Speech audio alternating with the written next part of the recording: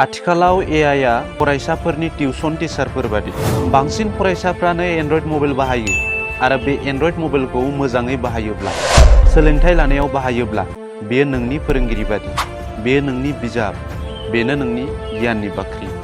जेब्ला जों बिजाब फरायो बिजाबनि माखासे सोंथिफ्रा जोंखौ गोबां गोनो गोथो खालामो। जेब्ला जों मेथ्स सलुशन खालामो माबोरै खालामनो बोरै खालामनो जायो।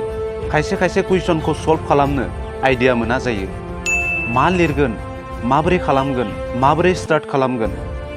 जायफोर फरायसाफ्रा क्लास 9, 10, 11, 12 एबा डिग्रीआव फरायदों बिथांमोना मोजाङैनो मिथिगोन बिथांमोनाबो बेबायदि जादों। बे भिडिअखौ नायनायनि उनाव फरायसाफ्रा एसेब्लाबो हेफाजाब मोनगोन। बे भिडिअआव आं नोंथांमोननो फोरमायगोन फरायनायाव AI खौ जों माबोरै बाहायगोन। भिडिअखौ आवगायनायनि सिगां चेनेलाव गोदानब्ला चेनेलखौ साबस्क्राइब खालाम, लाइक खालाम आरो कमेन्ट बक्सआव भिडिअनि सोमोन्दै मा लिरनो गोसो लिरनानै थां। बे कमेन्ट बक्सखौ नोंथांमोननो लिरनो थाखायनो होखादों। लोगोसे भिडिअखौ फरायसाफोरनो शेयार खालामनो बावनो नाङा।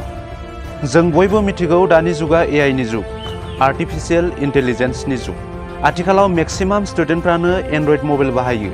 बे एन्ड्रइड मबाइलाव AI खौ माबोरै बाहायो बेखौ गोबां फरायसाफोरानो मिथिया। दिनै बे भिडिअनि गेजेरजों आं नोंथांमोननो फोरमायगोन Chatgpt AI नि गेजेरजों फरायसाफ्रा माबोरै हेफाजाब मोननो हागोन। आथिखालाव बयजोंबो मिथिजानाय Chatgpt AI आ फरायसाफोरनि थाखाय जोबोर हेल्पफुल।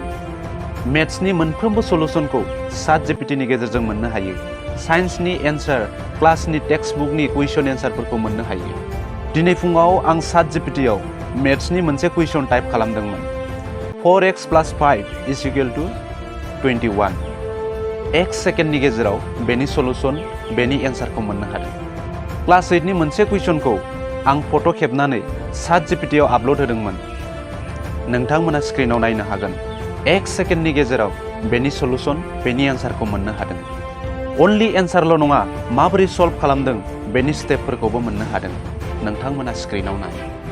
बेनि उनाव आं लजिकनि मोनसे कुइसन टाइप खालामनानै होबाय ब्लाड रिलेशननि। कुइसना ओरै पइन्टिं two A lady in the photograph सालु सेड हार सन्स फादार इज द सन इन ल अफ माइ मादार हाउ इज सालु रिलेटेड टु द लेडि। बेनि एन्साराबो एक सेकेन्डनि गेजेरावनो एकदम राइट एन्सार।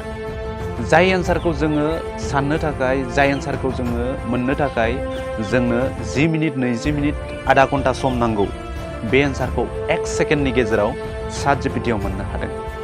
आरो बेबो स्टेप बाय स्टेप माबायदि सल्भ खालामखो बेयो माबोरै जानो हागौ बेनि पुरा एक्सप्लेनेशननि गेजेरजों।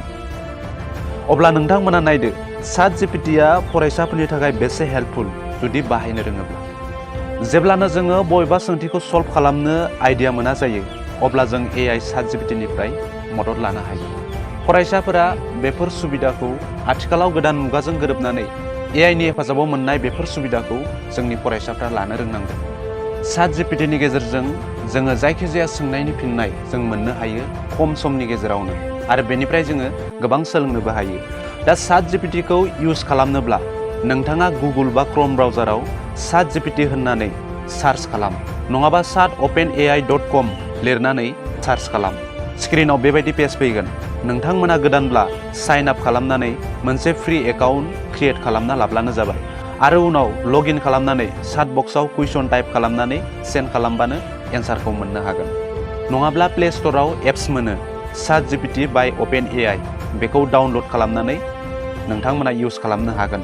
बाहायनो रोङोब्ला Chatgpt निफ्राय नोंथांमोना गोबां हेल्प मोनगोन। नोंथांमोननि फरायनायाव नोंथांमोननि लिरनायाव नोंथांमोना माबाफोर सोंथिखौ जुदि बुजिनो हायाखैब्ला माबाफोर सोंथिनि फिननाय नागिरना मोनाखैब्ला बे AI नि गेजेरजों नोंथांमोना मोननो हागोन। बेयो फरायसाफोरनि थाखाय जोबोद हेल्पफुल जागोन।